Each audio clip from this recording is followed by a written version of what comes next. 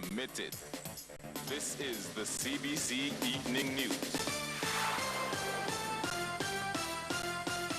And a very good evening to you. I'm Lisa Lord with the Wednesday, May 11th edition of the CBC Evening News. And our top story tonight, almost a day after the brutal murder of a Baxter's Road businessman, lawmen are tonight piecing together the details surrounding that ordeal. This as they continue to hunt down the bandits responsible for his death. Shane Seeley has the story. Police are today investigating the shooting death of 56-year-old Colin Ford of New Orleans St. Michael, the owner of Colin's Place on Baxter's Road. CBC understands that just before 8 o'clock, Ford was attacked near the entrance to his bar, receiving multiple gunshot wounds to his upper body. The robbers reportedly took Ford's jewelry and escaped on foot through a nearby path. Soon after, ambulance and police personnel arrived on the scene as a crowd gathered in the area. The road was closed while paramedics attended to Ford at the scene. He was then rushed to the Queen Elizabeth Hospital where he underwent emergency surgery, but all efforts to save his life were in vain. Ford succumbed to his injuries overnight. Police are now hunting the bandits responsible for his death. Shane Seeley, CBC News. And friends and relatives of Colin Ford have been thrown into shock and sadness following his death. Denise Blackman reports. This spot, occupied by the 56-year-old outside of his bar on Baxter's Road, where he sat almost every evening, is now marked by death.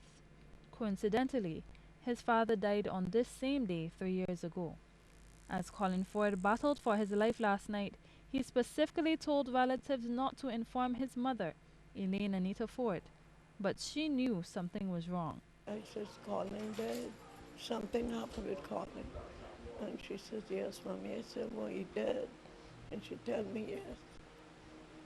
I said, that he got shoot.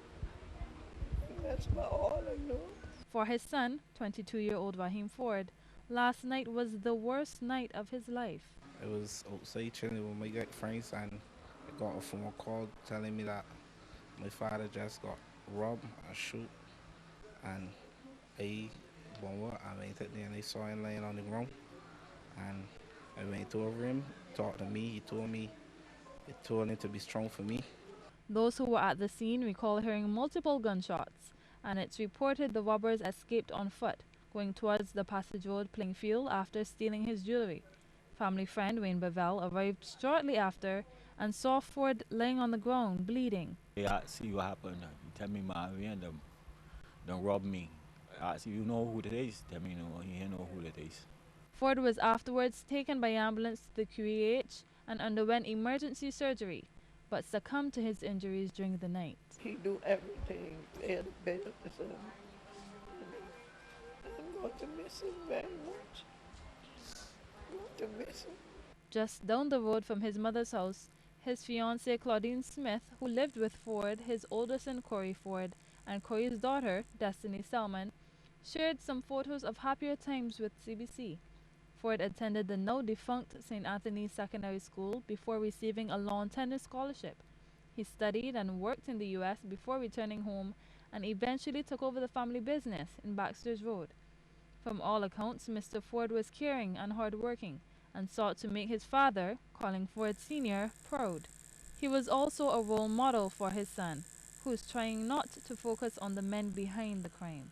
Police can do a good job for me. Police can handle it from here.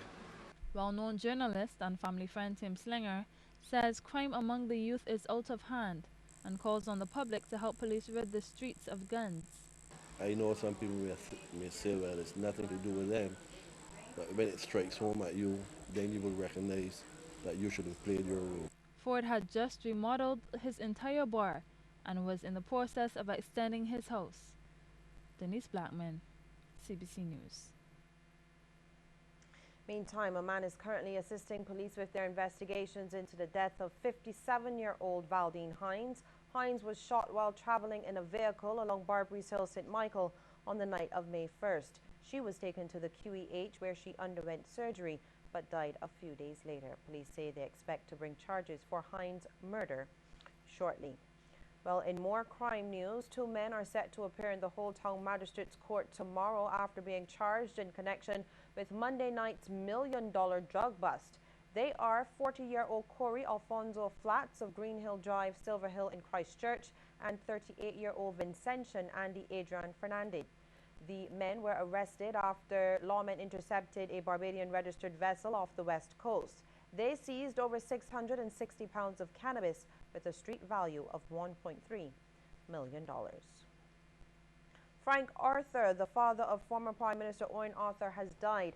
CBC News understands that Mr. Arthur, who was a popular shopkeeper from Ben Hill, St. Peter, passed away yesterday at the age of 89. A fresh show of confidence in the local tourism sector. A local hotel chain has been moving ahead with multi-million-dollar renovations at 2 of its 3 properties. Shane Seeley reports. Officials at the Ocean Hotels Group have been showing off their near $3 million facelift at the South Beach Hotel at Rockley Christchurch. The 5-month-long renovations included major upgrades for 49 rooms, along with new amenities and the swag dining experience. Group General Manager Patricia Das says it's time the image of the hotel lives up to the name. The name South Beach, I think, was lacking in the whole way that the property felt. And with the new product, what we've tried to do is to really take that name and have some fun with it, to kind of make it a bit more funky, a bit more chic, a little bit more different, and to really kind of create a product that is unique on the south coast of Barbados. And she says they could not make the investment in the hotel without doing the same for staff. A lot of our investment is in training, in the development of our teams. We have a number of our staff across the group that have just taken part in the Leadership 21 training, and we're very proud of that. So at the end of the day, this product, our company, is all about people that, you know, like this team, are really a big part of everything that we are. The group GM also revealed that plans are in the pipeline for another one of the Ocean's properties. Next year, we're looking at significant improvements at Seabreeze, our beautiful 4-star all-inclusive on Maxwell Coast Road. Lovely product. It's number 9 on TripAdvisor. Not at all easy to maintain that kind of a rating on TripAdvisor as an all-inclusive, but we're so proud of that team. And we're about to do an extensive renovation there of the existing 78 rooms and the addition of another 44 suites at that property. So again, that's another major product that speaks to our commitment and dedication to the industry. And with the 1.7% growth in the economy in the first quarter of this year being led by tourism, it's expected that more hotels will also be renovating as the island continues to welcome record numbers of visitors. Shane Seeley, CBC News. The stroke unit at the Queen Elizabeth Hospital has benefited from the goodwill of Carib Rehab Limited. The unit, which opened in 2013, has received 2 recliner chairs along with 10 urinals. Managing Director of Carib Rehab, Hilary Bethel, says the donation is part of the company's corporate contribution to the island's 50th independence celebrations. This donation to the hospital has been coming for a long time. Professor Corbin and I had a discussion a year or 2 about it, and I'm really happy to see that it's come to fruition finally. We've had a long association with Professor Corbin and with his neurology team, and Carib Rehab is very pleased to make this donation during the 50th year of Barbados's independence, and it is part of our anniversary celebrations for the country. And consultant neurologist at the QEH, Professor David Corbin, says the donation will definitely give the patients a boost in their recovery.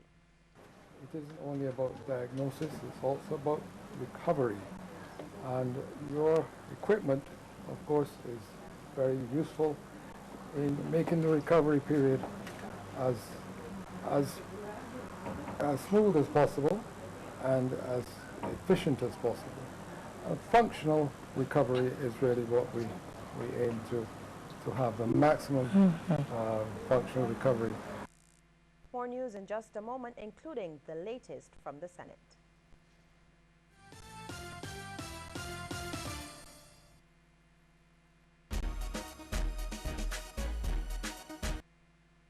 Don't let your data experience slow you down. Step up to Digicel, Barbados' fastest 4G network, more than twice as fast as the slow network. Get more with Digicel.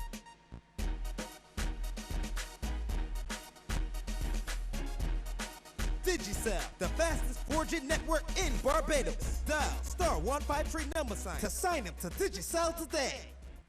More great cities just got closer. The Scotiabank Aero Platinum MasterCard is now even better. Fly to New York, Miami, Orlando, and Fort Lauderdale with just 20,000 Scotia points. With your new Scotiabank Aero Platinum MasterCard, you'll receive a welcome bonus of 10,000 Scotia points, so you can enjoy the cities you love most sooner than ever. Apply today. Call 426-7000 or visit your nearest branch. Scotiabank. Discover what's possible. They are best friends. They share everything. Experiences, moments, and adventures. They're always together. Protect them with Klim One Plus from Nestle. It's the only growing up milk with Prebio 1 to help protect them from gastrointestinal diseases. Your instinct is to love and protect them. Klim, all do the same. Nestle, good food, good life. Distributed by Massey Distribution.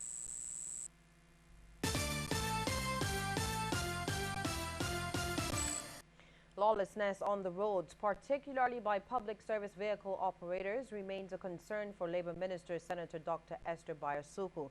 She raised the issue during debate in the Upper House on a bill for government's compulsory acquisition of several parcels of land for use under the Warren's Traffic Safety Improvement Project. The minister says while some people may benefit from further education about how to properly use the island's roads, for others it seems the only answer is law enforcement. I remember driving on the road one morning and a fellow came out into the middle of the road and stopped my car. And I could not figure out why this man is stopping in front of my car. Only then I realized later, shortly after, that this was a minibus conductor. The minibus was in a minor road, some 3 or 4 vehicles back, and the conductor came out to the major road, stood in front of my car, so that I had to stop, called out all the cars that were in front of the minibus, allowed the minibus to come out, then he got on the minibus, and they went the merry way, and then so did I. A government senator is concerned about at least one junction in rural Barbados. In fact, Senator Jepter Ince has described the intersection connecting Carmichael, Ellerton, and Buckley in St. George as a death trap. He is calling for the authorities to urgently address that situation. When you leave Carmichael and you come down, you will work till you go now to Buckley. That junction is a death trap. The turnpike. It is dangerous, Madam President, and I know that the ministry is paying attention to it. The reason why I say that, if you are coming from Carmichael and you stop at that junction, you have to come right out in the road. You have to come in the middle of the street to see the vehicle that is coming from Bottles or coming from the old works. And it is impossible for the person coming out the old works not to hit you. Depends on the speed you're traveling. Well, there is a need for flexi time to be instituted for workers in busy areas like Warren's. Senator Andrea Worrell says this is the only way productivity can be improved in light of the traffic situation there. Trying to get to Warren's for 8 o'clock in the morning. For you to get to your office for 8 o'clock in the morning, it means that you have to be on the road at least by 6:30. If you don't leave home by 6:30, there is no way that you'll be able to sit at your desk in Warren's for 8 o'clock. And when you think about all of the productive time that people waste on the road trying to navigate traffic, we really need to look at that. Because by the time you get to your office, you've already spent 2 hours on the road, fighting with traffic, inhaling fumes, dealing with the heat, and so forth, and also with persons who definitely cannot drive. Well, the National Conservation Commission did not follow procedure when it made scores of workers redundant. And that's the contention of Edmund King QC, counsel for the Barbados Workers Union, which has brought a case before the Employment Rights Tribunal on behalf of its NCC members who were sent home. Mr. King put that position to NCC General Manager Keith Neblett as the hearing continued yesterday over at the Labour Department in Warrens. Mr. Neblett rejected the notion. He admitted, however, that when determining who would be made redundant, the only considerations besides the last in, first out principle were the health and socio-economic positions of the workers. Mr. King and BWU witness Sir Roy Trotman contend, however, that the Commission should have taken in account other factors, such as employee competence and performance on the job, among other things. The hearing resumes tomorrow with summations by Mr. King and attorney for the NTC, Mitch Codrington. Well, the Ministry of Education is closely monitoring the raging debate on the Common Entrance Examination, especially in relation to the maths paper which thousands of primary school students took last week.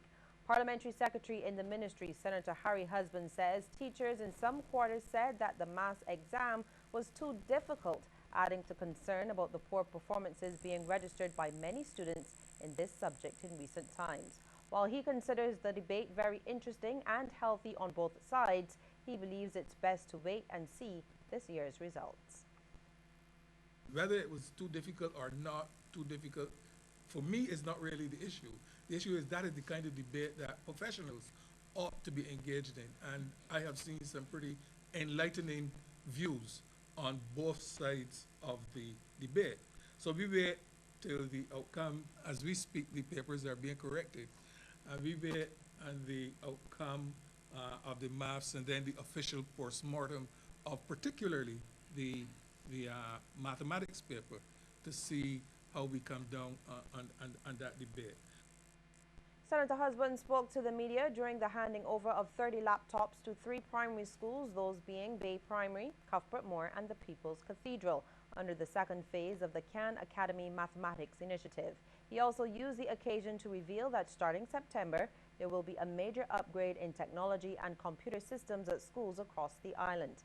Senator Husbands declared that EduTech, the current computer program in schools, is on its last legs. A budget for that project is in the works, and he says it's time to phase out the old and introduce some new systems.